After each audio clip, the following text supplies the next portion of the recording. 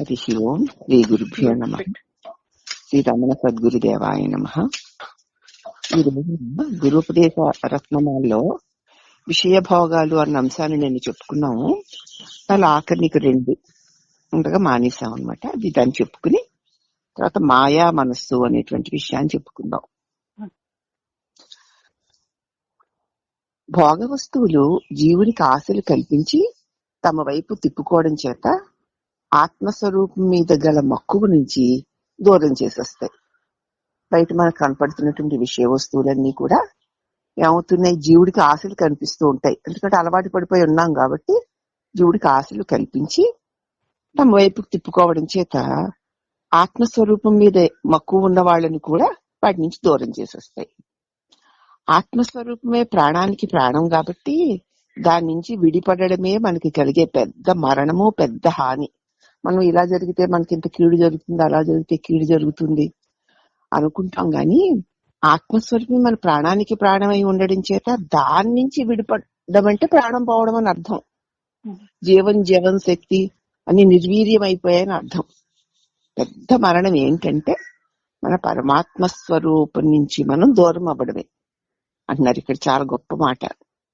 కాబట్టి దానికి కారణమైన ఆహారాది విషయ ఇంద్రియ భోగాలు మనల్ని ఆరగించి నాశనం చేస్తున్నాయి. అవి మనల్ని మింగేస్తున్నాయి. మనం వాటికి మహాభోగం అయిపోయి వాడించినట్లు ఆడుతున్నాము.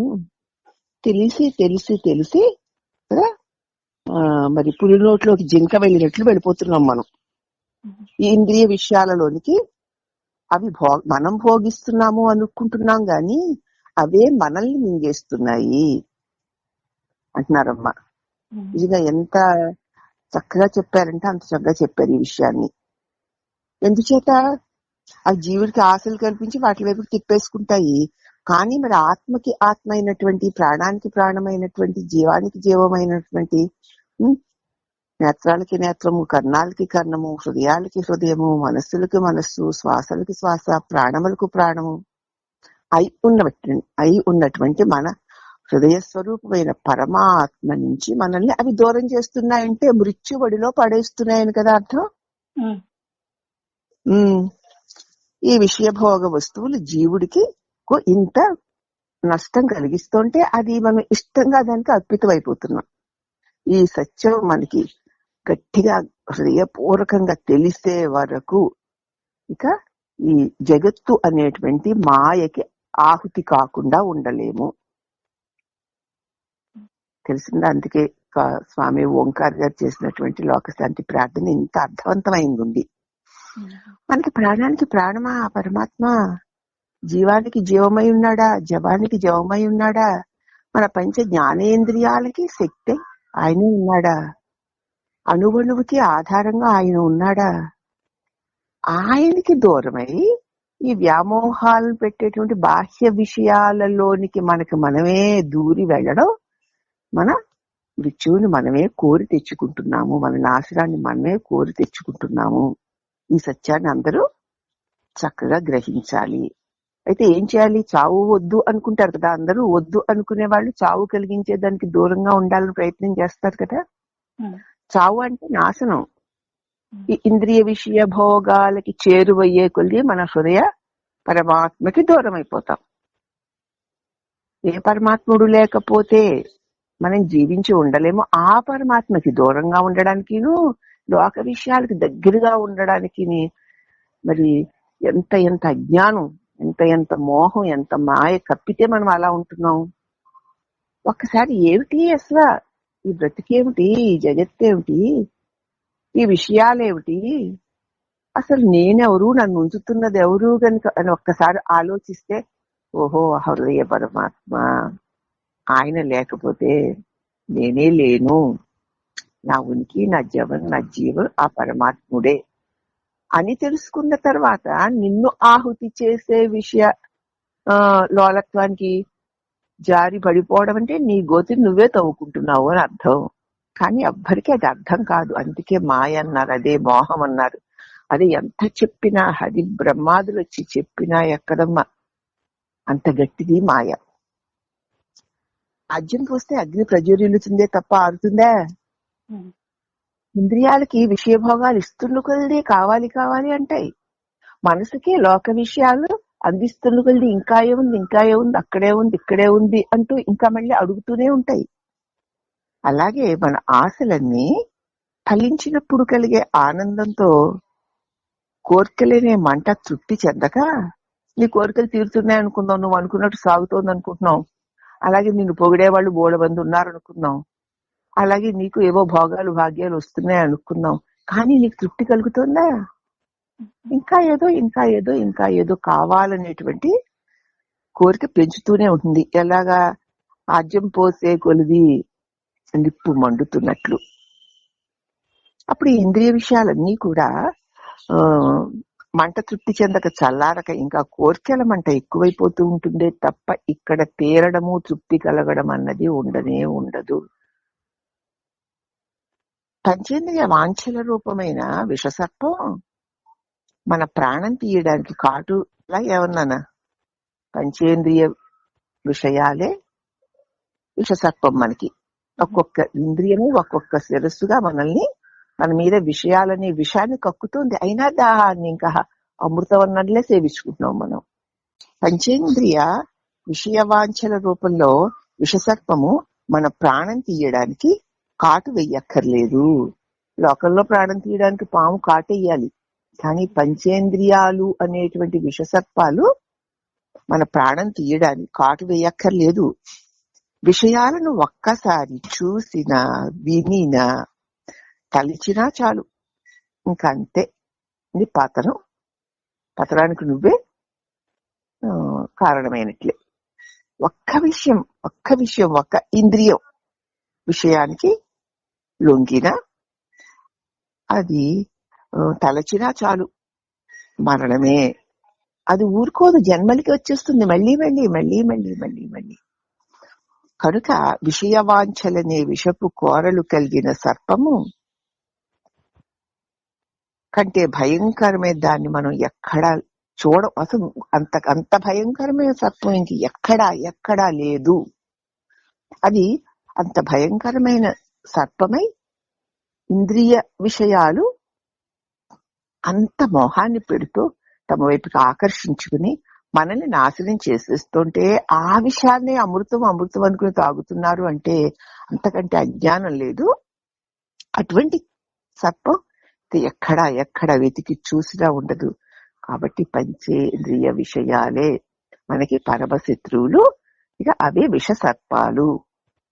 ఎవడైతే తనకి ఆధారమై ఉన్నటువంటి, తనకి కారణమైనటువంటి, తనని సదా రక్షిస్తున్నటువంటి ఆ పరబ్రహ్మమైన ఆ పరమాత్మని తన హృదయంలో చైతన్య స్వరూపంగా ఉన్నాడు అని తెలుసుకున్న ఎవడైనా సరే ఆయనని విడిచి ఒక్క క్షణం కూడా ఇంద్రియాల ద్వారా, ఇంద్రియాలు అంటే పంచ జ్ఞానేంద్రియాలు కర్మేంద్రియాల ద్వారా, కాళ్ళు చేతులు కళ్ళు ముక్కు నోరు ఇలాగా ఈ అన్నిటి ద్వారా ఒక్క క్షణము కూడా విషయాలలోనికి వెళ్ళడు. ఎందుకు వెళ్తాడు తెలుసాక? ఇంకా వెళ్ళడు కదా. కానీ మనకి తెలుసు అంటాం, కానీ దాన్ని నోట్లో పెట్టుకోవడం అలవాటు అయిపోయింది. వినే కొలది వినాలని, చూసే కొలది చూడాలని, తినే కొలది తినాలని, తిరిగే కొలది తిరగాలని, సొదలు చెప్పే కొలది చెప్పాలని, వినే కొలది వినాలని. చాలు, ఎన్నాళ్ళు విన్నా అవే కథలు కదా, అవే పాటలు కదా, ఏమున్నాయి? ఇవన్నీ మాట్లాడేది ఎవర్రా? ఇవన్నీ వినేది ఎవర్రా? ఈ కదులుతున్నది ఎవర్రా? బ్రతుకుతున్నది ఎవర్రా? నీకు బ్రతుకునిస్తున్నది ఎవర్రా? ఆ పరమాత్మ లేకపోతే బతికే లేదు కదా నాయన. పరమాత్మని నోరారా స్మరించలేవా? కళ్ళారా చూడలేవా? పరమాత్మ కోసం ఒక్క క్షణమైన వేదనతో నీ హృదయంలో నువ్వు తప్పించలేవా? ఏ పరమాత్ముడు లేకపోతే అసలు నీకు జీవితము ఉద్యమమే లేవో, ప్రపంచమే లేదో, విషయాలే లేవో. ఆ పరమాత్మని స్మరించమంటే చేదుగా ఉంది, విషంలాగా ఉంది. అది వినవయ్యా అంటే విషంలాగా ఉంది. లోకాలను వినవయ్యా, లోక విషయాలను తెలుసుకోవయ్యా. ఈ లోకంలో ఎన్నున్నాయో, అంత గొప్ప ఉన్నాయి, ఇంత గొప్ప ఉన్నాయి, వాళ్ళు ఉన్నారు వీళ్ళున్నారంటే మంచి సంతోషంగా అమృతంలో ఉంది. ఇదిగో ఇదే మాయ, ఇదే మోహం, ఇదే మనల్ని జన్మ పరంపరలో పడేస్తోంది. ఆఖరి 2-3 ఉదాహరణలు చెప్తూ ఇంత గట్టిగా చెప్పారమ్మా ఇక్కడ. ఎవరి మురుగనార్ గారు, విషయ భోగాలు అంటే ఇంత భయంకరంగా ఉంటాయి, తెలిసి తెలిసి వాటికి చిక్కుకుంటూ అవి సుఖాలు ఇస్తున్నాయి అనుకుంటూ నీ మృత్యువుని నువ్వే కోరుకుంటున్నావు, నీ నాశనాన్ని నువ్వే కోరుకుంటున్నావు. అసలు కారణకర్త అయిన నీ హృదయేశ్వరుని మరచి వాట్లలోకి వెళ్లడం అంత దౌర్భాగ్యం, హీనత్వం మరొకటి లేదు. మరి ఎలాగండి విషయాల్లోనికి వెళ్లకుండా, మరి పంచ జ్ఞానేంద్రియాలకి పంచ విషయాల్లోకి వెళ్లకుండా మరి ఈ మానవ జీవితం అన్నా ఎలా నడుస్తుందండి అంటే నడుస్తుంది. ఎలా నడుస్తుంది? విషయాల్లోకి వెళ్లడం అన్నది ఎటువంటిది? ఎంతవరకు శరీర అవసరాలకి కావాలో అంతకు మించి ఆ విషయాలు మనం తీసుకోకూడదు. బాగుంది కదా అని చెప్పేసి మందు ఎక్కువ తాగితే డోస్ చెప్పారు, అందుకే మందుకి. అవునా? 1 చెంచాడు నీళ్లు, 4 చెంచాలు నీళ్లు, 1 చెంచా మందు వేసుకోమంటున్నారు. అవునా? రోజుకి 1 టాబ్లెట్ వేసుకోండి, 2 వేసుకోండి అంటున్నారు. 1 గుప్పుడు వేసుకోండి అని ఏ డాక్టర్నే చెప్పాడా? చెప్పండి. అలాగా ఈ దేహ అవసరానికి ఎంత అవసరమో అంతే అంతే అంతే. చూడడము అంతే, వినడము అంతే, తినడము అంతే, వాసన చూడడం అంతే, స్పర్శించడం అంతే, ఆలోచించడం కూడా అంతే. ఇప్పుడు ఈ పనికి ఎంతో అంతే ఆలోచించాలి. అంతకి మించి అవసరమా కాదా అనే ప్రశ్నే లేకుండా సంవత్సరాల తరబడి తిరుగుతూ ఉన్నా ఇంకా తిరగడంలోనే ఏదో బ్రహ్మానందాన్ని పొందినంత తృప్తి, శాంతి అనుకుంటే అశాంతి వలలో నాశనంలో పడిపోతున్నారు అంటూ ఆయన. కనుక విషయవాంఛలనే విషపు కోరలు కలిగిన సర్పము, దీనికంటే భయంకర సర్పం మనం ఎక్కడా చూడలేము కూడా అంటూ విషయవాంఛల గురించి చెప్పిన తర్వాత మాయ మనస్సు. మరి బహుశా సాధకులమైన వాడికి ఈ ఆఖరి 2 మాటలు చాలా గట్టిగా పనిచేయాలి. అవును కదా, ఇన్నాళ్ళు అయ్యాయి కదా, ఏముంది అక్కడ, ఏం కావాలి? ఏదైనా ఒకవేళ వింటే, ఉంటే, తింటే, అంటే, అనుకుంటే, ఇహ ఆహా అంటే నాకు ఒరిగింది ఏమిటి? ఏం ఒరిగిందంటే ఆ గంట 2 గంటలు లేకపోతే ఎంతో ఆ సమయంలో నేను నా హృదయేశ్వరుడికి దూరం అయిపోతున్నాను. ఎంతో ప్రయత్నం చేసి జ్ఞానాన్ని సంపాదించి నా హృదయానికి హృదయమైన పరమాత్మని తెలుసుకుని ఆయనని అంటిపెట్టుకుని ఉండే ప్రయత్నంలో నేను విఫలమైపోయి దిగజారిపోతున్నాను. అవునా కాదా? మరి అంతకంటే పతనం ఇంకెక్కడుంది? అంతకంటే నాశనం ఎక్కడుంది? బోల్డ్ డబ్బులు సంపాదించేట పనికిమాలను ఖర్చులు చేసేసి నాశనం అయిపోయాడు అంటారు లోకల్లో. తనకి మించిన దానాలు ధర్మాలు చేసేసి గొప్ప కోసం ఇప్పుడు అడుక్కు తింటున్నాడు అంటారు లోకల్లో. దాన్ని పతనం అయిపోవడం అనుకుంటారు. కానీ పతనం అయిపోవడం అంటే ఏమిటి? నువ్వు ప్రతి క్షణం పతనమయ్యే పనులే చేస్తున్నావు, నాశనం వైపుకే వెళుతున్నావు. సంసార విషవృక్షం ఇది. ఈ విషవృక్షంలో నుంచి అమృతం వస్తుంది అనుకుంటున్నావు, అదే మహామాయ. కాబట్టి ప్రతి క్షణము కూడా ఇంద్రియాలకి, ఇంద్రియ విషయాలు జీవనానికి ఎంత అవసరమో అంత మాత్రమే వాడుకుంటే అవి నిన్ను ఏమీ చెయ్యవు. వాడుకుని ఎందుకు? జీవనానికి, దేహం ఉంది కనుక జీవించడం ఎందుకు? నీ హృదయనాదిని అందుకుని దానిలో శాశ్వత సుఖాన్ని పొందడానికి. అందుకు బ్రతకాలి మనం. విషయాల పొందు కోసం, అదే జీవిత జయం కోసం బ్రతుకుతున్నాం అని చెప్తూ మాయ మనస్సు. మాయ నేను అనే జీవుడు నిజంగా ఉన్నట్టే చూపించేస్తుంది. ఇప్పుడు ఈ రిజిస్ట్రేషన్ చేసేది ఎవరు? మాయే కదా, మాయేనా? ఈ మాయ నేను అనే జీవుడు నిజంగా ఉన్నట్టే అనిపించేస్తుంది. తన మాయాశక్తి చేత మనుషులను భ్రమింపచేసేస్తూ ఉంటుంది. తన విజయాన్ని చూసి తనలో తానే మురిసిపోతుంది. తనకంటూ ఒక ఉనికే లేదు ఈ మాయకి.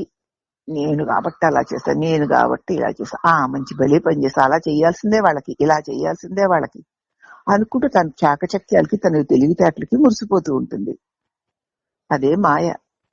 అసలు ఇవన్నీ చేస్తే నువ్వెవడి అని ప్రశ్నిస్తే లేకుండా పోతుంది. అర్థమవుతుందా?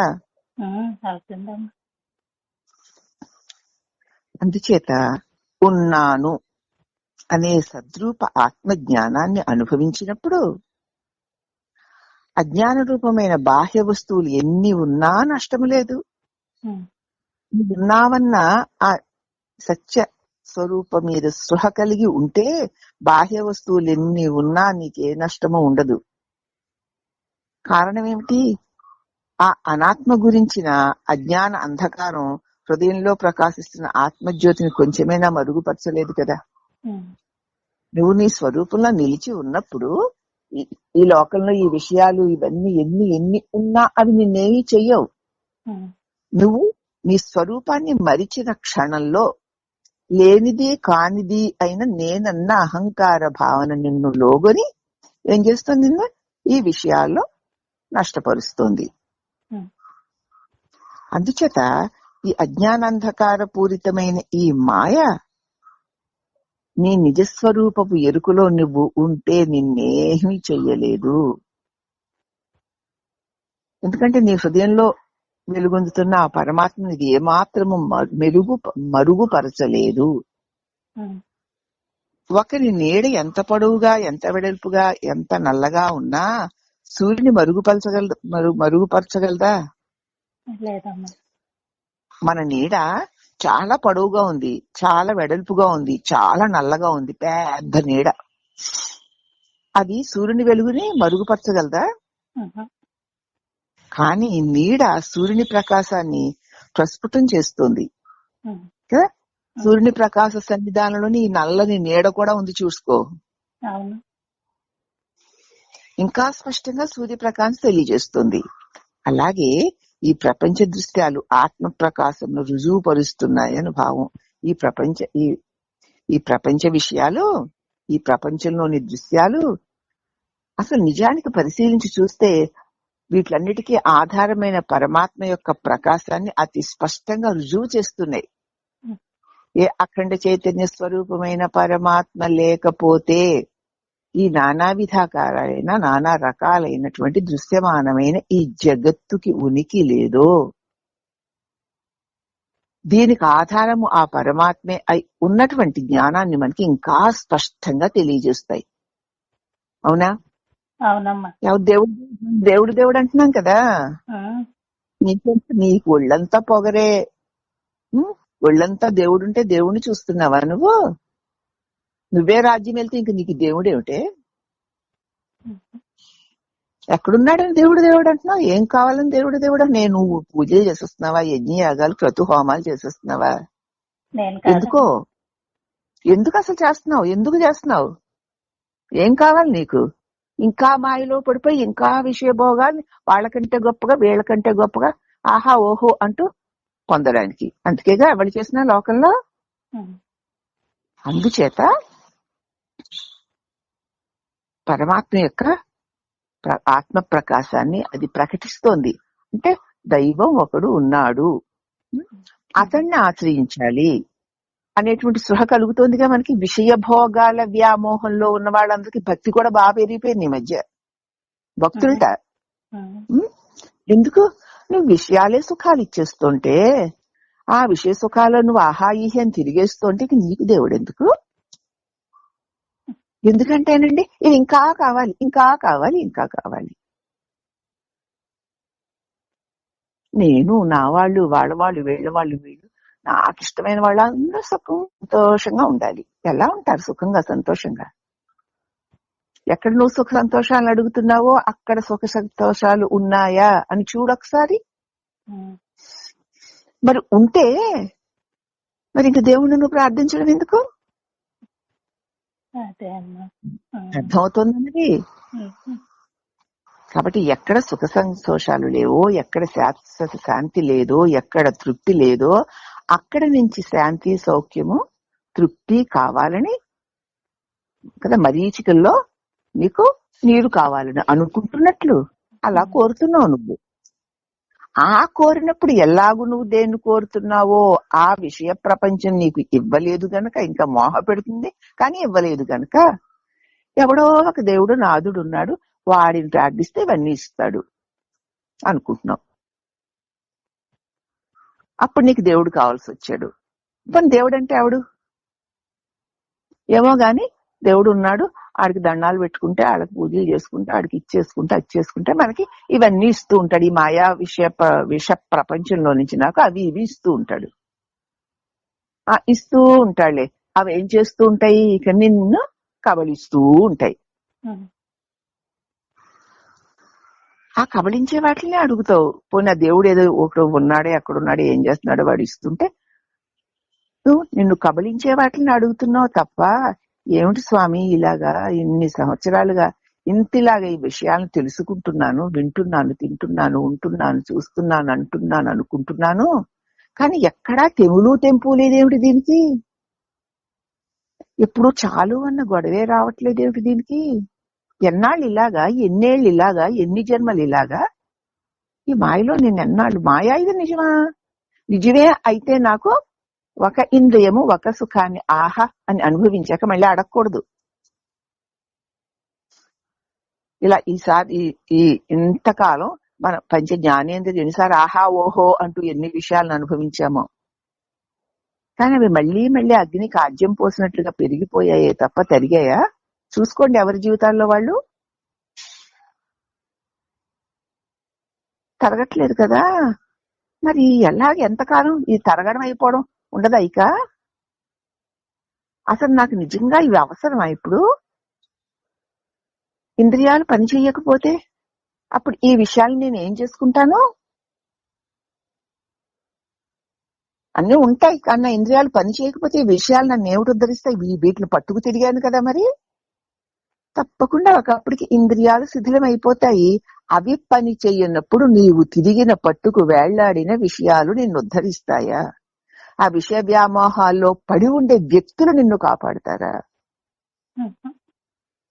ఒకసారి ఆలోచించుకో. అవునా? ఎవరి దిక్కప్పుడు? దేవుడే దిక్కమ్మాట. దేవుడు ఇప్పుడు దిక్కా నీకు? ఎప్పుడూ ఆయన దిక్కుగా ఉన్నాడు కాబట్టి, ఆయన ఆధారంగా ఉన్నాడు కాబట్టి, ఆ మాయా ప్రపంచంలో నువ్వు అల్లల్లా బొల్లల్లా అంటూ తిరుగునప్పుడు కూడా ఆ మహాశక్తి ఆధారంగా ఉంది కాబట్టి ఆ తైతక్కలాడగలిగావు. ఇప్పుడేమో ఇంద్రియాలు కాళ్ళు కీళ్ళు వంగుతున్నాయి, ఇంద్రియాలు శక్తిహీనాలు అవుతున్నాయి. అప్పుడు నీ ఎదురుగుండా విషయ ప్రపంచం ఉండనే ఉంది. భోగించాలని ఆశ చావలేదు. కానీ నువ్వెట్లా భోగించగలవు? ఆ రోజు ఒకటి వస్తుంది కదా. అప్పుడు నీకు దిక్కారు నా వాళ్ళు అన్నవాళ్ళు, నాకిష్టులు వాళ్ళందరూ ఏమిటి కాపాడతారు నిన్ను? ఎవరు రక్షిస్తారు నిన్ను? అసలు రక్షించవలసిన వాడిని ఒక్క క్షణము కూడా నువ్వు పట్టుకోలేదు. ఇప్పుడు రక్షించమంటున్నావు. కాబట్టి భగవంతుడిని ఎవరైనా ఆశ్రయించి ప్రార్థించి పూజించి జపిస్తున్నారంటే ఎందుకు అని వాళ్ళు వారే ప్రశ్నించుకోవాలి. ఎందుకు చెప్పను పూర్ణ? ఎందుకు? నేనైతే ఎప్పుడు ఏది అడగలేదమ్మా. ఎప్పుడు ఇంతకు ముందు అడుగుతూనే ఉన్నావు, ఇప్పుడు చెప్తున్నావు చిలక పలుకులు. లేదమ్మా, మొదటి నుంచి కూడా నేను ఎప్పుడు కోరలేదమ్మా. ఎందుకు? అదంతా కోరకపోవడం అన్నది కుదరదమ్మా. మనిషి పుట్టాక కోరకుండా ఉండడం ఉండదు. నాకు ఇలా కావాలి, నేను ఇలాగే చేస్తాను ఎప్పుడు అనుకోలేదా నువ్వు?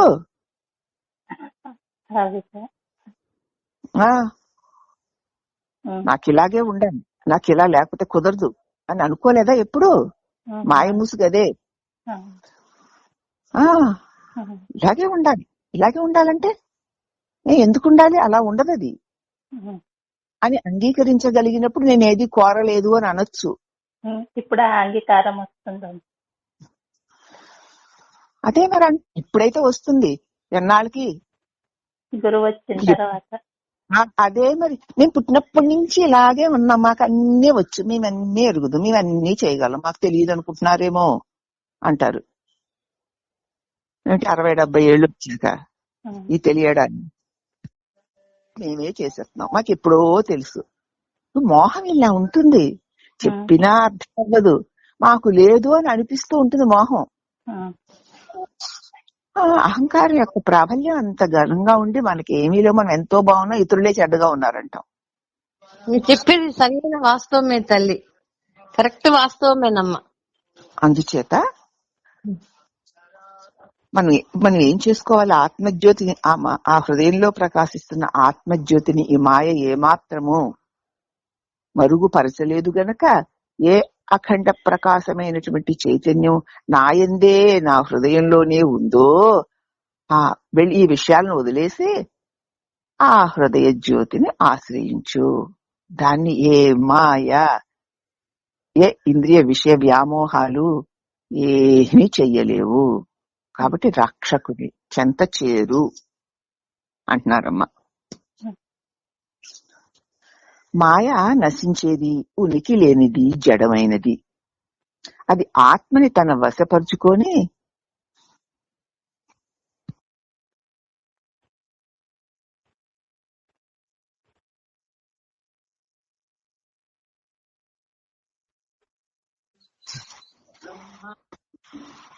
మాయ నశించేది, ఉనికి లేనిది, జడమైనది. అది ఆత్మని తన వశపరుచుకుని కట్టి పడేసి, ఇప్పుడు మనని అదే చేస్తోంది.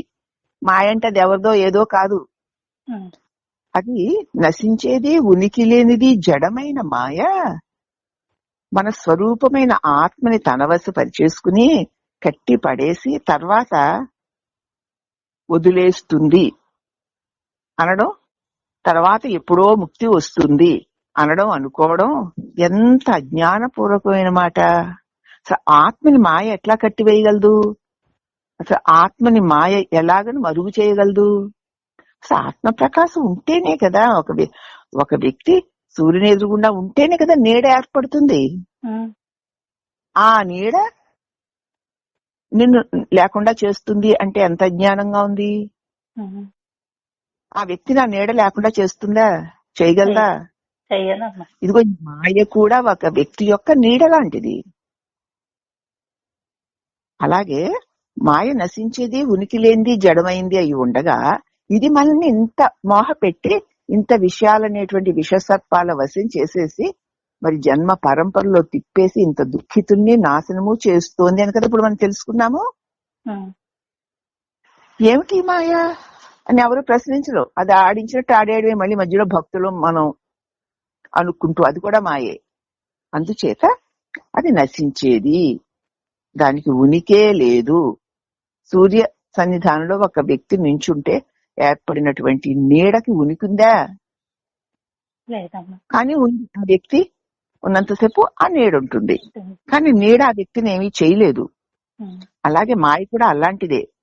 అది అట్టి జడమైనది, అది ఆత్మని తన వశపరిచేసుకొని, ఇప్పుడు వశపరుచుకుందనే కదా ఆత్మని అంటే నన్ను, మనల్నే కదా మరి వశపరుచుకుని తిప్పుతోంది. ఆ తిరుగుతున్న చూస్తున్నాం కదా మనం. వశపరిచేసుకుని కట్టి పడేసి, ఆ ఇంద్రియ విషయ వ్యామోహాల్లో కట్టి పడేసి ఎప్పుడుకో దైవ కృప వల్ల వదిలేస్తుంది.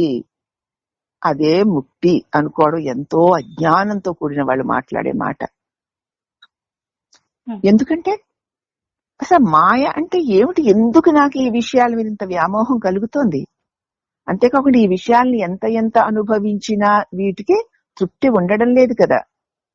అసలు ఈ విషయాలేమిటి, ఈ ఇంద్రియాలేమిటి, ఈ ఆలోచనలు ఏమిటి, అసలు నేనేమిటి అని ప్రశ్నించే వరకు మాయ యొక్క నాటకం విశృంఖలంగా సాగుతుంది.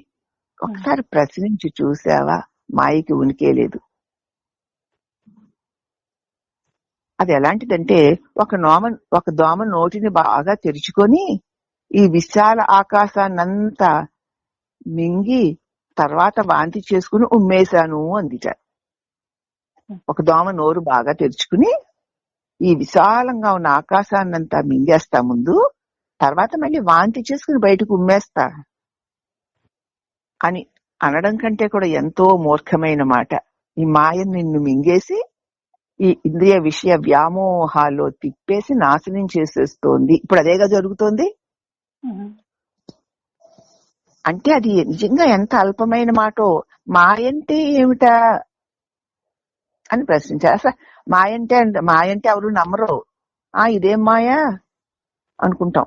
మాయ అంటే ఏమిటి అన్నమాట వదిలేసి ఈ ఇంద్రియాలు ఈ విషయాల పట్ల ఎందుకు ఇలా వ్యామోహపడాలి, ఎందుకు వాటిని మళ్ళీ మళ్ళీ కోరుకోవాలి, ఇలాగా ఈ విషయాల్ని కోరుకునేటువంటి వారు ఎవరు?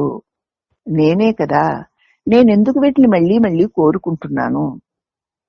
దానివల్ల నాకు ఇంతకాలం నుంచి వచ్చిందేమిటి? ఏమైనా మిగిలి ఉంటోందా? ఏదో వచ్చిన బ్రహ్మానందాలు వచ్చాయేమో, మరి ఏమైనా మిగిలి ఉంటున్నాయా? ఈ విషయాల్లోకి వెళ్లి ఆనంది కొద్ది ఇంకా కావాలని అనిపిస్తుందే గాని తృప్తి కలుగుతోందా? ఇలాగ ఇన్ని సంవత్సరాలుగా ఎంత తిన్నాము, విన్నాము, చూసాము, తిరిగాము, అన్నాము, ఏడ్చాము, నవ్వాము, అవి ఏవైనా ఉన్నాయా? ఇంకా ఇలా ఎంతకాలం ఈ ఇంద్రియాలతో ఈ విషయాల్లో తిరిగితే ఇక చాలు అనిపిస్తుందా, వద్దు అని అనిపిస్తుందా అని మనం చూసుకుంటే అనిపించడం లేదు. ఎందుకంటే వీటిలో నుంచి పొందింది ఏది కూడా తృప్తిని శాంతిని ఇవ్వడం లేదు. సరికదా? అగ్నికి ఆద్యంలాగా ఇంకా తృప్తి లేదు కాబట్టి ఇంకా కావాలనేటువంటి కాంక్ష కలుగుతోంది అని మనమే ప్రశ్నించుకుని, ఏది ఇంద్రియం అడిగినా ఎందుకు, ఎన్నిసార్లు విన్నావు, ఎన్నిసార్లు చూసావు, ఎన్నిసార్లు తిన్నావు, ఎన్నిసార్లు అన్నావు, ఎన్నిసార్లు అనుకున్నావు, తిట్టుకున్నావు, పొగుడుకున్నావు, దేవుడికి దండాలు పెట్టావు, దెయ్యాల్ని చీచి అన్నావు. ఎన్నిసార్లు చేస్తావు ఇలాగా? ఎన్నిసార్లు చేస్తే మాత్రం అవి రావడాలు మానేస్తున్నాయా? ఎందుకు ఇలా చేస్తున్నావు? ఎందుకు కావాలి నీకు? ఎందుకు వీటితో పని నీకు? అసలు నువ్వెవరివి అని తన్ను తానే ప్రశ్నించుకోవాలి. నాకు వీటితో ఎందుకు ఇలా పనిపడింది? ఎందుకు ఇలా వీటి వెంట తిరుగుతున్నాను నేను? ఎందుకు తిరగాలి నేను వీటిలోకి? తిరగకపోతే నాకేమవుతుంది చూస్తా అని ఎవడైతే ధీరుడై తను విషయాల్లోకి వెళ్లకుండా తన్ను తాను నిలవరించుకుంటాడో వాడికి తెలుస్తుంది ఎప్పుడు ఇవన్నీ ఉన్నాయి, ఇలాంటివి అంత గొప్పవి ఇంత గొప్పవని నేను వ్యామోహంలో పడి దాని వలలో చిక్కుకున్నట్లు భ్రాంతిలో పడిపోయాను. అసలు ఇది ఎవరికా అని చూస్తే నిజానికి దానికి విలువే లేదు, దానికి ఉనికే లేదు. నేను ఎవరినని ప్రశ్నిస్తే ఇంకా ఏది నేనన్నవాడు లేకపోతే ఈ మాయేది? ఓహో, నేను ఒక దేహాన్ని, నాకంటే బయట ఈ ప్రపంచం ఉంది అన్న మోహం వల్ల ఇదంతా జన్మలుగా, నేను దేహాన్ని భావన అంటే జన్మలుగా ఇదే జరుగుతుంది. అసలు నేనెవరిని అని నిలిచి చూస్తే నేనే లేకపోవడం వల్ల, దాని వల్ల ఉన్నట్టు చాలా గొప్పవన్నట్టు విష సర్పాల వంటి విషయాలు అన్ని ఏకపెట్టుతో తొలగిపోతున్నాయి. ఇది తెలుసుకున్న తర్వాత నేను ముక్తిని పొందాలి అని అనుకోవడం ఎలా ఉంటుందట? ఒక దోమ నోటిని తెరిచి ఈ విశాల ఆకాశాన్నంతా నేను మింగేస్తా, అప్పుడు నాకు మోక్షం వస్తుంది అనుకుంటుందట. అలా ఉంది అంటున్నారు. కాబట్టి జ్ఞాన రూపమైన హృదయమే సద్వస్తువు. నీలో తనకి తానే ఉంటూ స్ఫురిస్తూ ఉంది కదా, ఒకటి ఉందా? అదే సద్వస్తువు, అదే భగవంతుడు, అదే నువ్వు. అట్టి జ్ఞానానికి నామరూపాలు లేవు. నామరూపాలే మాయ. అది నేననుకోవడమే మాయా విజృంభణ. నామరూపాల ద్వారానే జ్ఞానేంద్రియాలు, జ్ఞానేంద్రియాల ద్వారానే విషయ ప్రపంచం. కాబట్టి ఈ నామరూపాలే మహామాయ అంటే ఎక్కడో లేదు. అమ్మా తెలుస్తుందా? అయితే అట్టి జ్ఞాన రూపమైన సద్వస్తువ హృదయమే నీ స్వరూపమే అయి ఉంది అని అన్నప్పుడు ఈ మాయ కేవలం అసత్యమే కదా. అసత్యమైన మాయ అనే పాము వల్ల కాటువేయబడిన ఆత్మ కదా. అసత్యము లేని నేనే ఉన్నా, ఇలా ఉన్నా, అలా ఉన్నా అనుకుంటూ దేహాన్ని పట్టుకొని, దేహంలో ఉన్న ఇంద్రియాలను పట్టుకొని, ఆ ఇంద్రియ విషయాల్లో దొర్లుతూ ఉన్నటువంటి మాయ అసత్యమే. అది అసత్యమైన పాము వల్ల కాటు వేయబడినట్లు అసలు లేని పాము కరిసింది అని మూర్చబడ్డట్టు ఒకడు. బాబోయ్ పాము కరిసేసిందని భావంతో. అసలు అక్కడ పామే లేదు, వాడు అనుకున్నాడు. మూర్చబడినట్లు మన ఆత్మ మూర్ఛిల్లుతోంది అని చెప్పతో వింత. మన ఆత్మస్వరూపానికి మూర్చగలుగుతుందా? మాయ కలుగుతుందా? మాయే లేదు కదా. నీవు నీ స్వరూపంలో ఇది ఏదా అని వెతికి చూసి నీ స్వరూపంలో నిలిచినప్పుడు మాయే లేదు. మాయే లేనప్పుడు దేహం నేనన్నంత భ్రాంతే లేదు, మోహం లేదు. దేహం నేను కాకపోతే విషయాలు అనే మోహం లేదు. ఇవి ఏవీ లేకపోయినా నేనున్నాను. అది మన నిద్రానుభవమే. కాబట్టి నువ్వు ఉండడానికి ఏది అవసరం లేదు. నువ్వు ఆనందంగా ఉండడమే నీ స్వభావము, స్వరూపము. నీ ఆనందానికి ఏ విషయాలు గాని, ఏ లోకము గాని, ఏ దేహము గాని అవసరం లేదు. నీకు నువ్వే ఉన్నావు, ఉండగలవు అని తెలుసుకున్న వాడిని మాయ ఏమీ చెయ్యలేదు. అతనికి మాయ ఉండదు అంటూ మాయని చెండాడి పడేశాడు ఇక్కడ భగవానుడు. ఆయన ఏదో మాయని చెండాడితే మనకేమొస్తుంది? దీన్ని పట్టుకుని మన మాయను మనం చెండాడుకోవాలి.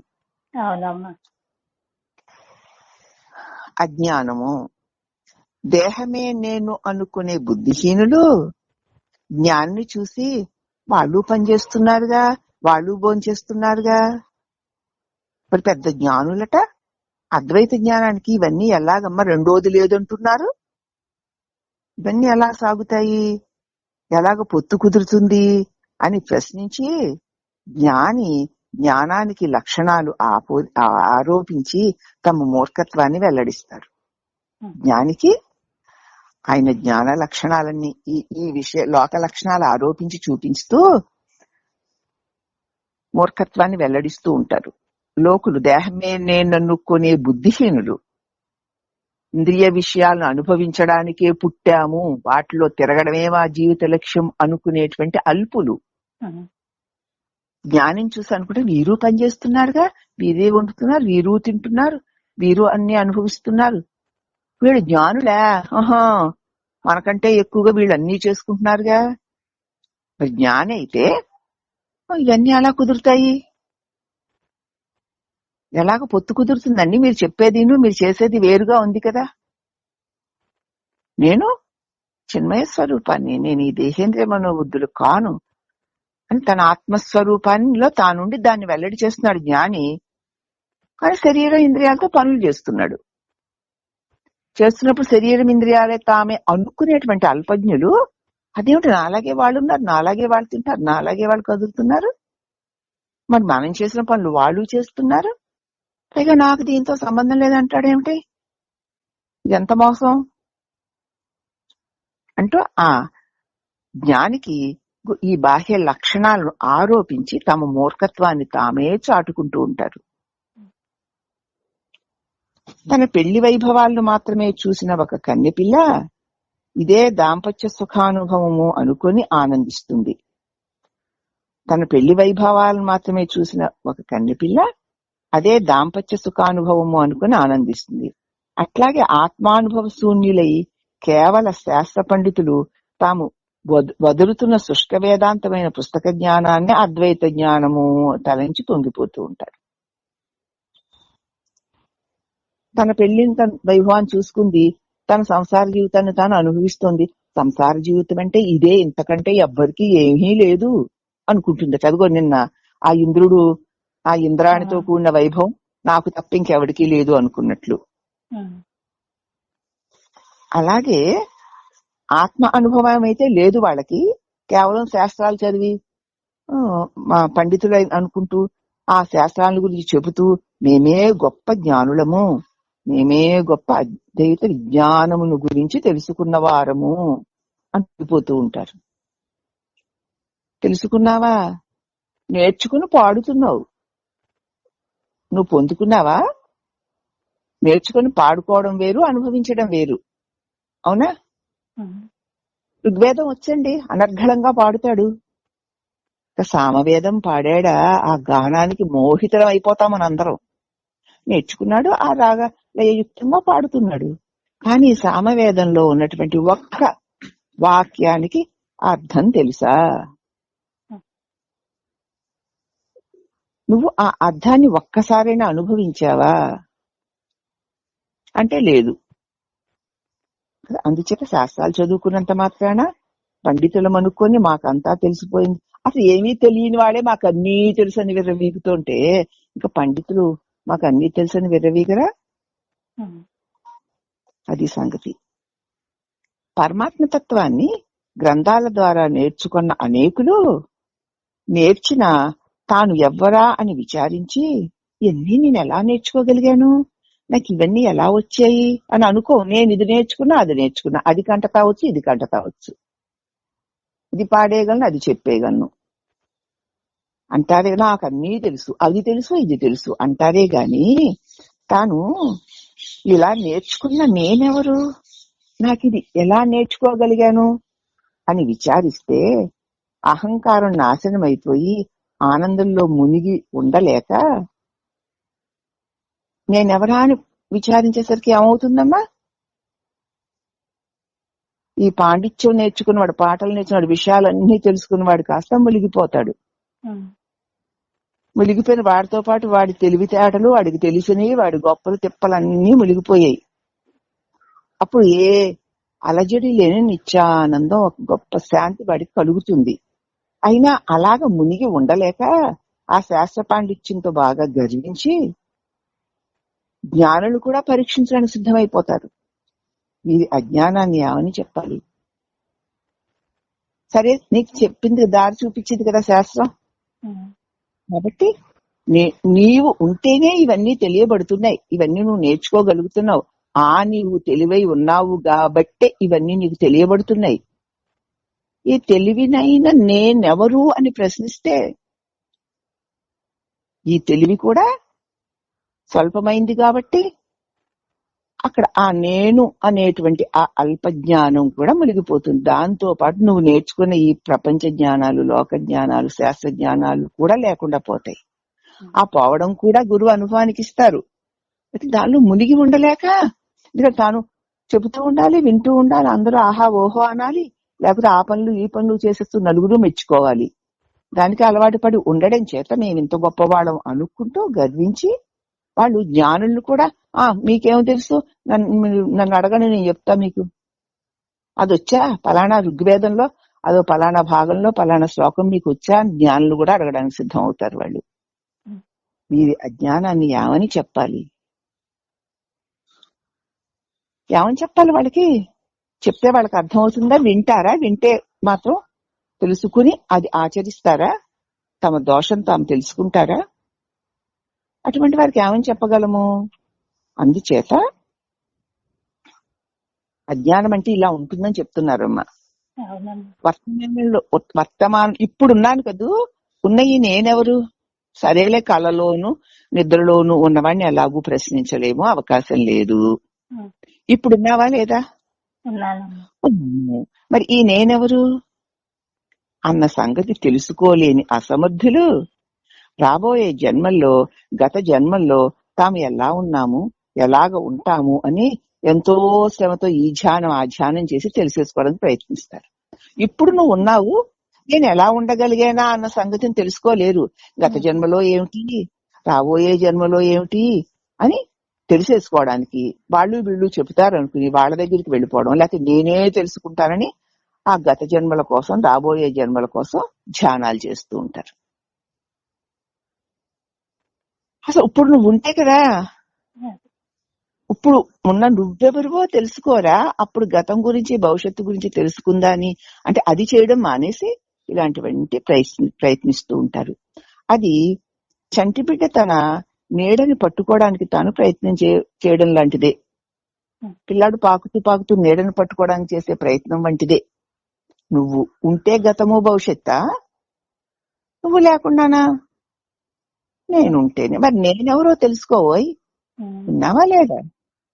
ఇది పెద్ద విడ్డూరం ఏంటండి, నేనున్నాను కదా, నాకు తెలుసు కదా అంటావు.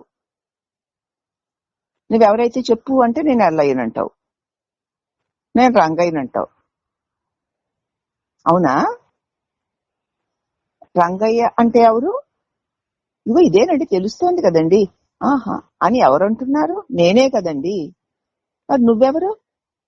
నేను రంగయ్యనండి. ఇదే మాయ. అయితే నువ్వెవరో నువ్వు తెలుసుకోమంటే ఇక నేను దేహాన్నన్న గాఢమైనటువంటి ఆ మోహాన్ని వదలలేక తను తాను తెలుసుకోకుండా గతాన్ని భవిష్యత్తుని తెలుసుకోవడానికి ప్రయత్నం చేస్తూ ఉంటాడు. వర్తమానమైన ఇప్పుడు తాము ఎట్టి స్థితిలో ఉన్నాము, ఇప్పుడు నేను ఎలా ఉన్నాను అని తెలుసుకోలేని పామరులు తమ స్థితి భూతకాలను అప్పుడండి గతంలో ఇలా ఉండేవాళ్ళమండి, అలా ఉండేవాళ్ళమండి అంటూ భవిష్యత్తులో ఇలా ఉంటుంది, ఇన్ని కోట్లు సంపాదించాం కదండి, మరి ఇంత గొప్పగా ఉంటామండి, అంత గొప్పగా ఉంటామండి అంటూ అని తెలుసుకోవడానికే తీవ్రమైన తపస్సులు చేస్తూ ఉంటారు, ప్రయత్నాలు చేస్తుంటారు, దాన్ని చాటుకోవడానికే తిరుగుతూ ఉంటారు. ఇప్పుడు నువ్వెవరు వాయ్ అంటే అది అక్కర్లా, దాన్ని ఒక్కదాన్ని ముట్టుకోకు, నన్ను ముట్టుకోకు, ఎన్నైనా ఇక నన్ను వదిలే, ఇక నా విశృంఖలమైనటువంటి నా విషయ జ్ఞానం యొక్క ప్రకటనకి అంతు హద్దు ఉండదు. అది జ్ఞానమా అజ్ఞానమా? అజ్ఞానం అంటే అసలే ఒప్పుకోరు. అదే మరి ఇక్కడ అజ్ఞానం అంటే అదే. మనము ఈ జన్మలో ఇప్పుడు ఎలాగున్నాము అన్న విషయాన్ని వదిలేసి తమ మరణం తర్వాత తమ జననానికి పూర్వము ఉండే స్థితిని గురించి తెలుసుకోవాలి అనుకునే ఈ లోకుల బుద్ధిని ఏమనాలి? పుట్టకముందు పోయిన జన్మలో నేనెవరో, మరి మళ్ళీ నాకు ఎలాంటి జన్మ వస్తుందో అవి తెలుసుకోవాలని ప్రయత్నం చేస్తూ ఉంటారు. ఇప్పుడు నువ్వు ఎలా ఉన్నావు అంటే ఇప్పుడు నేనండి ఇదిగోనండి ఈ వాణినో వేణినో అంటాను కదా. ఇప్పుడు వాణిగా వేణిగా ఉన్నావు, ఇంకొకప్పుడు ఇంకేదో మరి రంగయ్య అల్లయ్యగా ఉండుండొచ్చు, రేపొద్దున మరో పుల్లయ్య పల్లయ్యగానో ఉంటావు. అంతే, ఎలాగో లాగా ఒక దాన్ని పట్టుకు ఉండడమే నీ బతుకు. ఒక రూపాన్ని పట్టుకోకపోతే నీకు ఉనికే లేదు. అవునా?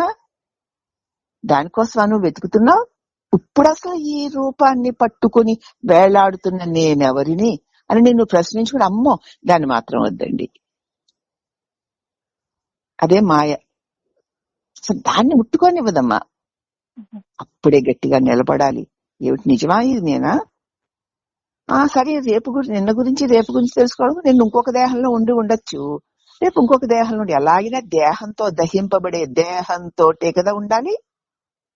ఆ దేహం దహింపబడింది కాబట్టి కదా ఈ దేహం వచ్చింది. మరి ఇది దహింపబడితేనే కదా మరొక దేహం అది దహిస్తుంది కదా. ఈ దహింపబడే దేహమా నేను ఉంటే ఆ దహింపబడే దేహాలు వస్తున్నాయా, నేను లేకుండా వస్తున్నాయా? నేను ఉంటేనే కదా ఆ ఉన్న నేనెవరు? ఆ పుట్టి పెరిగి దహింపబడే దేహాలా నేను? ఆ దేహాలు వస్తున్నాయి పోతున్నాయి, కానీ నేను దహింపబడకుండా ఉంటున్నాను కదా. ఆ నేనెవరు అని ప్రశ్నించుకున్నప్పుడు దహింపబడే దేహాలతో ఏ సంబంధము లేకుండానే ఉండగలిగిన సద్వస్తువు నువ్వు అన్న జ్ఞానం కనుక దాని దగ్గరికి రానివ్వరుగా. దేహం దహింపబడుతుందంటే చాలా చచ్చిపోతూ ఉంటారు. మరి ఇంతకు ముందు ఆ ఒక దేహం దహింపబడ్డా కనుక ఈ దేహంలోకి వచ్చావు అని ప్రశ్నించకూడదు. దాని మాట దీని చావు గురించి ఎత్తకూడదు, దీని హీనత్వం దీనత్వం ఎత్తకూడదు. ఇంకా లోకాల గురించి ఎంత ఎంత ఎన్ని గంటలు చెప్పుకున్న తృప్తి తీరదు. ఆశమ్మల గురించి భూసమ్మల గురించి వాళ్ళ గురించి వీళ్ళ గురించి పుంఖానుపుంఖాలుగా విహరించి మరి ఏం చేసుకుంటారో తెలీదు. ఆయువుని కాస ధార పోసుకుంటారు. దీన్నే అజ్ఞానము అంటున్నారు. ఇలాగ తెలుసుకోవాలి, అవి తెలుసు ఇవి తెలుసు అనుకుని లోకుల బుద్ధి గురించి ఇంకా మాట్లాడుకోవడం ఎలా చెప్పుకోగలం, ఎలా చెప్పగలం? ఎంత వర్ణించినా ఇంకా వాళ్ళ అజ్ఞాన వైభవానికి అంతుండదు. అయితే ఈశ్వర అనుగ్రహంతో చిత్తం పవిత్రం అయిపోయిందా, లేక చిత్తం పవిత్రం అయ్యాక ఈశ్వర అనుగ్రహం కలిగిందా అని కొంతమంది అనుకుంటారు. ఓహో, ఈశ్వరుని అనుగ్రహం ఉంటే చిత్తం పవిత్రం అవుతుందన్నమాట. అయితే లేకపోతే చిత్తాన్ని మనం బాగా పవిత్రం చేసుకున్న తర్వాత ఈశ్వరుడు అనుగ్రహం కలుగుతుందా అని కొంతమంది మూఢులు ప్రశ్నిస్తారు. అద్వయమైన ఒక క్రియను రెండు అని అనుకుంటూ ఉంటారు వారు. ఈశ్వర అనుగ్రహమే చిత్త పవిత్రత, చిత్త పవిత్రతే ఈశ్వర అనుగ్రహము, అవి రెండు కాదు అని తెలుసుకోరు. అద్వయమైనటువంటి ఈ క్రియను రెండు అని అనుకుంటారు వారు. వీరికి చెప్పడానికి మన దగ్గర ఏ సమాధానాలు ఉండవు కాబట్టి చేరి మూర్ఖుని మనసు చెయ్యలేము అని తెలుసుకుని నోరు మూసుకో, వారి జోలికి వెళ్లకు, నీ జోలికి రానివ్వకు. అంతే. అదే చెప్తున్నారు వీళ్ళు. రానివ్వకంటే వాళ్ళని తోసేమని కాదు. నీకేం పని, వాళ్ళకి కావాల్సిన పనులు వాళ్ళు చేసుకుంటారు, నీకేం పని అని నువ్వు నిశ్చింతగా నీ హృదయ స్వరూపంలో నిలిచి ఉండు. ఆ నిలిచి ఉన్నటువంటి దానిని అది కావాలనుకునే వారికి అందించు, అంతే. అక్కర్లేదన్న వాళ్ళకి ఎందుకు పోస్తావు? కాబట్టి ఈ గ్రంథంలో 70 పేజీలో 244 వచ్చిన భాగాలను ఇక్కడ మనం ఒకసారి గ్రహించుకోవాలి. 70వ పేజీలో 244 భావాన్ని ఇక్కడ మళ్ళీ ఇప్పుడు మనకు అప్పుడు 605లోకి వచ్చేసాము. 244వ భావాన్ని ఇక్కడ మరొకసారి గ్రహించాలి. 244 70వ పేజీలో. ఇక ఇదంతా ఎంత చెప్పినా అర్థం కాకపోవడానికి అపరిపక్వతే కారణం. అల్పమైన ఇంద్రియ సుఖాలని సులభంగా పొందాలని కాంక్షించే కామ్యార్థులు పంచేంద్రియ ప్రవృత్తులను పూర్తిగా నాశనం చేసి జీవించే తపోధనులతో ఎందుకు చేరతారమ్మా? నీకు నిజమైన విషయం తెలియక గాని అల్పమైన ఇంద్రియ సుఖాలని సులభంగా పొందేయచ్చు ఈజీగా. దాన్ని కోరుకునే వాళ్ళు పంచేంద్రియ ప్రవృత్తులను నాశనం చేసుకుని జీవించే వారితో ఎందుకు స్నేహానికి కుదురుతారు? నచ్చదా స్నేహం వాళ్ళకి. ఎందుకంటే అక్కడ వాడు కోరిన ఏం చదువు ఉండదుగా అందుకు. కాబట్టి ఈ సాంగత్యం వారి కోరికలు నెరవేర్చదు కదా. మరి వాళ్ళు కావాలన్న విషయాలు ఉండవు, వినాలన్న విషయాలు ఉండవు, చెప్పాలన్న కబుర్లు ఉండవు. కూర్చోమంటే వినమంటే ఎవరు వింటారు? వాళ్ళ దగ్గరికి ఎవరు వస్తారు?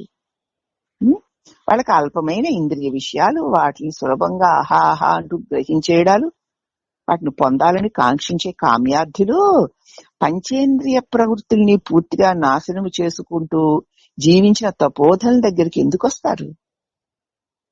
పాపం ఈ సాంగత్యం వల్ల వాడి కోరిక కొంచెం కూడా తీరదు. పాపం వాళ్ళకి కావాల్సింది అక్కడ అందదు కాబట్టి విసిగిపోతారు వాళ్ళు అంటున్నారమ్మా. ఎందుకంటే అపరిపక్వత కలిగిన వాళ్ళ యొక్క వ్యవహారాలు ఇలా ఉంటాయని మనం గుర్తించాలంతే. లోకులు ఇంద్రియ సుఖాలకే ప్రాకులాడుతూ ఉంటారు. సాధువులు ఇంద్రియ సుఖాలను జయించే దివ్య శక్తి కలిగిన వారై ఉంటారు. వాళ్ళు ఎంత ఇంద్రియ సుఖాలు పొందాలా అని తాపత్రయపడేవాళ్ళు లోకులు. సాధువులో ఎంత ఇంద్రియ విషయాల అల్పత్వాన్ని తెగ నరుకుదామా అని ప్రయత్నం చేసేవాళ్ళు. అవునా? మరి అలాగ వాళ్ళేమో పెంచుకుందాం అనుకుంటున్నారు, వీళ్ళేమో తుంచుకుందాం అనుకుంటున్నారు. మరి ఇంకెలాగా పొత్తు కుదురుతుంది? కనుక సాధువులతో సాంగత్యం లోకులకి నచ్చదు. ఎందుకంటే వాళ్ళ కోరిక తీరదు కాబట్టి. అర్థమవుతుందా? ఇదమ్మా ఇక్కడ అపరిపక్వత కలిగిన బుద్ధిహీనుల యొక్క వ్యవహారాలు ఎలా ఉంటాయి అని చెప్తున్నారమ్మా. ఇంకా ప్రమాదం అంటే మనం యాక్సిడెంట్లు అనుకుంటాం కదా, అది కాదు ఇక్కడ. ఆత్మ విస్మృతే ప్రమాదము. తన శుభాశుభ కర్మల వలయంలో పడి కొట్టుకుపోతున్న ఈ జీవుడు, అంతే కదా, కాసేపు శుభ ఫలితాలైన సుఖాలు, కాసేపు పాప ఫలితాలైన కష్టాలు, ఆ వల్లో పడి కొట్టుకుపోతున్న ఈ జీవుడు అద్భుతమైన చిదాకాశంలో ఒక ఊహగా రూపొంది నిలిచి మాయమయ్యే స్వప్నకారుడే. ఈ ముక్క బాగా వినండి. మనం అందరం కూడా శుభ అశుభ కర్మల వలయంలో పడి కొట్టుకున్నటువంటి జీవులమేమి కదా, ఉమ్. అవునా? అవునమ్మా. అయితే అటువంటి ఈ జీవుడు అద్భుతమైన చిదాకాశంలో ఊరికే ఒక ఊహ లాంటి వాడు వీడు. నేను వాణిని ఇది అది అన్నది ఒక చిన్న ఊహ అంతే. ఉమ్. నువ్వు అద్భుతమైన చిదాకాశం అయి ఉన్నావు. అవునమ్మా. అట్టి దాన్ని నీటిలో చిన్న బుడగలాగా నేను పలానా వ్యక్తిని అన్న ఒక చిన్న భావనే, చిన్న ఊహే అది. ఉమ్. కాసేపు నిలిచి మరుక్షణంలో మాయమైపోయే కలలోని వంటి వాడే వీడు అంతే. ఆ అద్భుతమైన చిదాకాశం, ఆ చైతన్య స్వరూపం, ఆ అఖండ ప్రకాశం అలాగే ఉంది. దానిలోనే చిన్న నీటిలో బుడగలాగా లేచి నేను నేను తైతక్కలాడి మరి టపక్కన పడతాడు. వాడా సత్యం. ఉన్నంతసేపు గరగరా తిరుగుతూనే ఉంటాడు, నిజమే అనుకుంటాడు, వెర్రవీగుతాడు, కానీ క్షణంలో పేలిపోతాడు. వాడొక ఊహ లాంటి వాడు, వాడొక కళ లాంటి వాడు. వాడినా సత్యం అనుకుని కౌగలించుకుని వాడు వెర్రి వేషాలని నీవనుకు నువ్వు భ్రమలో పడుతున్నావు. కాదు కాదు, నువ్వు చిదాకాశ స్వరూపానివి. ఇక్కడ వివరణ ఏమిటంటే, కూటస్థుడు, వ్యవహారికుడు, స్వప్నాకారుడు అనే శాస్త్రాలు 3 రకాలుగా ఈ జీవుడి యొక్క భేదాలను చెప్తున్నాయి. స్వప్నాకారుడి వలె వ్యవహారికుడు కూడా అసత్యమేనని తెలుసుకోవాలి. వ్యవహారికుడు అంటే ఈ మెలకువలో ఉన్నవాడు.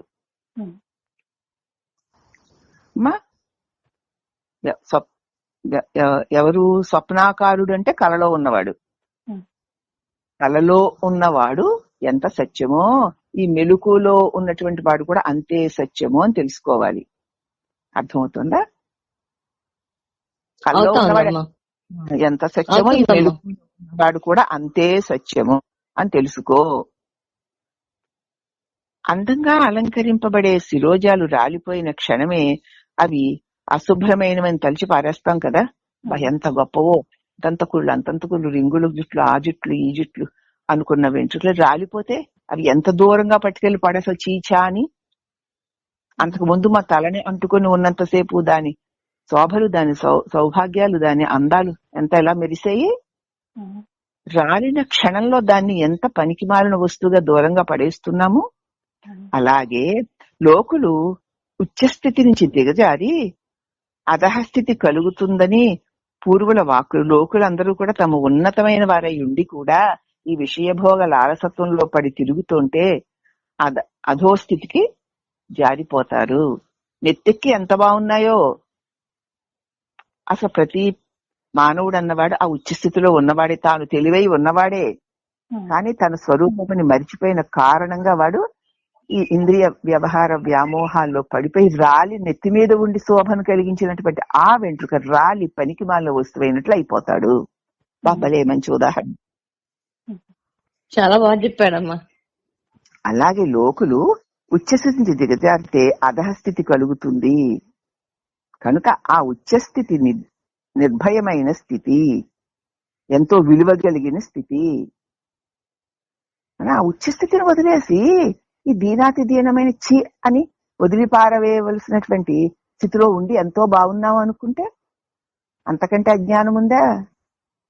ఒకప్పుడు నువ్వు వదలకపోయినా అవే నిన్ను వదిలేసి నిన్నే చెత్తబుట్లో విసిరేస్తున్నాయి.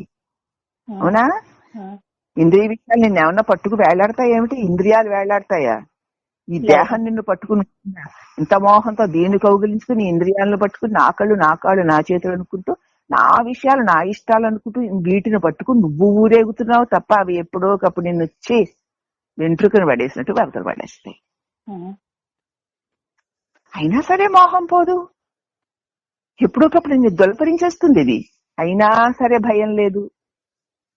అందుచేత అందంగా అలంకరింపబడే శిరోజాలు రాలిపోయిన క్షణంలో అవి అశుభ్రమైనవిగా తలచి పారవేస్తామే, అలాగే లోకులు ఉచ్చస్థితి నుంచి దిగజారిపోయి అధహస్థితి కలుగుతుందని లోక విషయాల్లో తిరిగితే అటువంటి జరుగుతుందని పూర్వుల యొక్క వాక్కు. ఆ ఉచ్చస్థితి నిర్భయమైన స్థితి కదా. కాబట్టి ఆ ఉచ్చ మహాశక్తిని ఎవరు ఆశ్రయించుకుని ఉంటారో వారు దిగజారరు. దాన్ని మర్చిపోయి అల్పజీవులుగా తమని తాము భాగించేసుకోవడం చేతే కదా ఈ జనన మరణాల బాధ రోగులకి కలుగుతోంది. నేను పుట్టేశాను, నేను పెరిగేశాను, నేను ఎల్లాగ దీన్ని నట్టుకుని లోకాన్ని పట్టుకుని తిరిగేటువంటి అధమస్థితికి దిగజారిపోబట్టే కదా.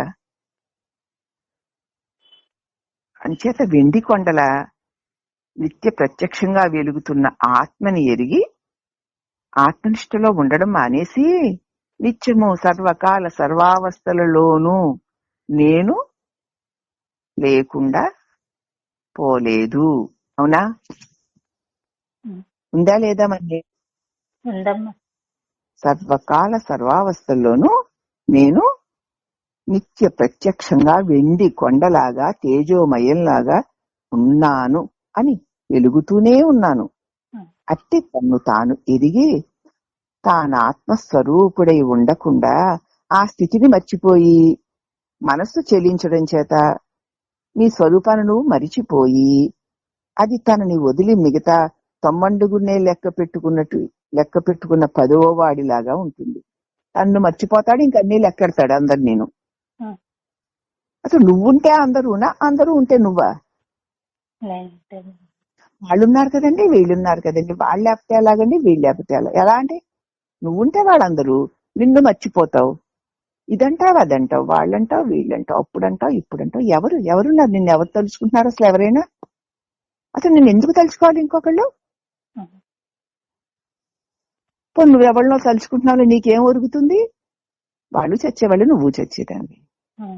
దానికోసం ఈ వెంపర్లాట్లు. అసలు చావులేంది ఏదైనా ఉందా? దాన్ని తలుచుకో. ఆ చావులేని నీ హృదయంలో ఉన్నటువంటి ఆ పరమాత్ముడే. చావులేని పరమాత్మని ఆశ్రయించిన వారికి చావులేని దివ్య స్థితి కలుగుతుంది అన్నాడు. చచ్చేవాళ్ళనే తలుచుకోవడాలు. నా వాళ్ళు ఇంత గొప్పవాళ్ళు అంత గొప్పవాళ్ళు అనుకుంటున్నాను. మోసపుచ్చేవాళ్ళ వెంబడి తిరగడాలు. ఇది వస్తుంది అది వస్తుందని. వాళ్ళు చచ్చేవాళ్ళు, నువ్వు చచ్చేదండి. అది మానేసి చావులేని పరమాత్మ నీ హృదయంలోనే వెలుగుతున్నాడమ్మా, అతన్ని పట్టుకో. అతడి మీద ధ్యాస పెడితే ఈ ధ్యాసలన్నీ అవే పోతాయి. పట్టుమని అరగంట సేపైనా ఆ పరమాత్ముని స్మరించుకో. నిష్టలో కూర్చో, తిష్ట వేసుకుని కనీసం కొంత సమయమైన హృదయాదినాథుడి మీద ఏకాగ్రతను పెట్టు.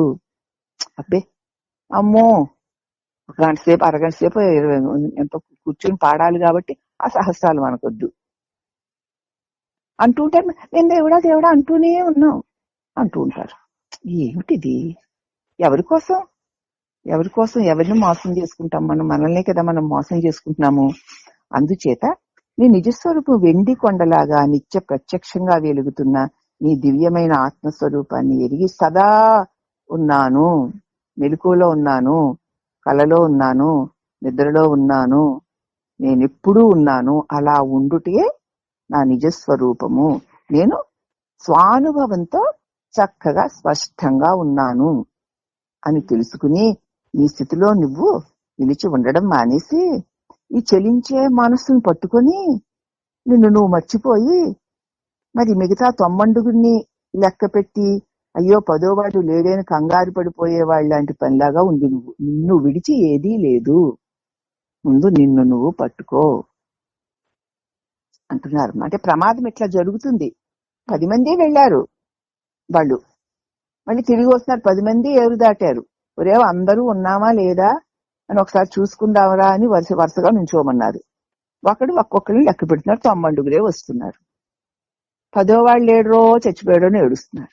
కాదురా నువ్వు తప్పు లెక్క పెట్టావు, మరొకళ్ళు లెక్క, వాడు అదే పని. ఎప్పుడు 90 వస్తున్నారు. లెక్క పెట్టే తన్ను లెక్క పెట్టుకోకుండా వాళ్ళని లెక్క పెట్టడం వల్ల. అవునా? ఏమిట్రా నీ లెక్కలు మీరు అని చెప్పి ఒక ఆయన వచ్చి వీళ్ళు కూడా అక్కడ నిలబెట్టి లెక్క పెట్టి చూపించాడు. మరి వాళ్ళు ఒకడు పోయాడా ఉన్నాడా? కాబట్టి తానుండి తానుగా తన్ను నేనెవరు నేనెక్కడున్నానను వెతుకువాడు అన్నారు భగవాన్ ఏకాత్మ పంచకులు. నువ్వు ఉన్నావు, నువ్వు ఉండి నువ్వుగానే ఉన్నావు. ఉండి నేను ఎవరినండి, అక్కడి నుంచి వచ్చానండి, ఎవరైనా నాకు చెప్పండి అని అడుగుతున్నాడట. అలా ఉంది నీ తంతు. ముందు నువ్వుంటే అన్నీనా, అన్నీ ఉంటే నువ్వా? ఆ సంగతి తెలుసుకో అంటూ ఈ ఒకటి చెప్పేసి ఆపేస్తానమ్మా. తలపుల మూలస్థానమైన హృదయంలో వినండి బాగా, తలపుల మూల స్థానమైన హృదయంలో నేను నేను అని నిత్యం ప్రకాశిస్తున్న ఆత్మని నేనెవరు అని విచారించి ఎరిగి మనోవృత్తులు నాశనం చేసి తాను బ్రహ్మంగా ఏకమై ఉండాలి. ప్రతి క్షణం కూడా నేను అని నీకు తెలుస్తోంది కదా, ఉమ్. తెలుస్తుందా నేను అని? తెలుస్తుందమ్మా. ఎవరికైనా తెలియదు కదా. ఆ తెలుస్తుందమ్మా.